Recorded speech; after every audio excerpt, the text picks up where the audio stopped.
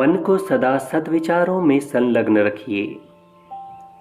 मनुष्य जब तक जीवित रहता है सर्वदा कार्य में संलग्न रहता है, चाहे कार्य शुभ हो या अशुभ, कुछ न कुछ कार्य करता ही रहता है और अपने कर्मों के फलस्वरूप दुख सुख पाता रहता है। बुरे कर्मों से दुख एवं शुभ कर्मों से सुख।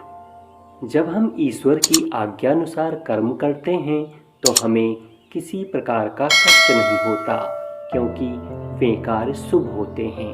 परंतु जब हम उनकी आज्ञा के विरुद्ध कार्य करते हैं तभी दुखी होते हैं। दुख से छुटकारा पाने के लिए हमें सदैव यह प्रयत्न करना चाहिए कि हम बुराइयों से बचें। ईश्वर आज्ञा देता है कि हे मनुष्यों, इस संसार में सत्कर्मों को करते हुए 100 वर्ष तक जीने की इच्छा करो। सत्कर्म में कभी आलसी और प्रमादी मत बनो। जो तुम उत्तम कर्म करोगे तो तुम्हें इस उत्तम कर्म से कभी भी दुख नहीं प्राप्त हो सकता है। अतः शुभ कार्यों से कभी वंचित ना रहो। हम लोगों का सबसे बढ़कर सही कर्तव्य है कि हम मन को किसी क्षण कुविचारों के लिए अवकाश ना दें, क्योंकि जिस समय हमें शुभ कर्मों से अवकाश मिलेगा उसी समय हम विनाशकारी पथ की ओर अग्रसर होंगे।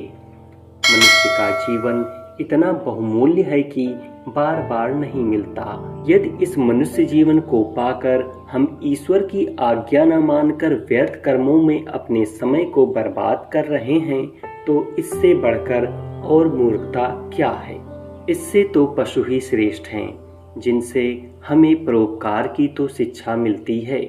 हमारे जीवन का उद्देश्य सर्वदा अपनी तथा दूसरों की भलाई करना है, क्योंकि जो संकुचित स्वार्थ से ऊंचे उठकर उच्च उद्देश्यों के लिए उदार दृष्टि से कार्य करते हैं वे ही ईश्वरीय ज्ञान को पाते हैं और वही संसार के बुरे कर्मों से बचकर शुभ कर्मों को करते हुए आनंद को उपलब्ध करते हैं।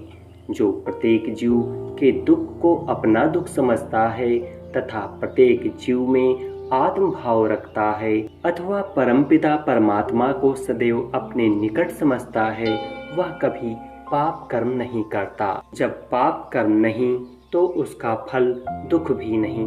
इसीलिए हमें सदा ईश्वर परायण होना चाहिए और सद्विचारों में निमग्न रहना चाहिए, जिससे मानव जीवन का महान लाभ उपलब्ध किया जा सके।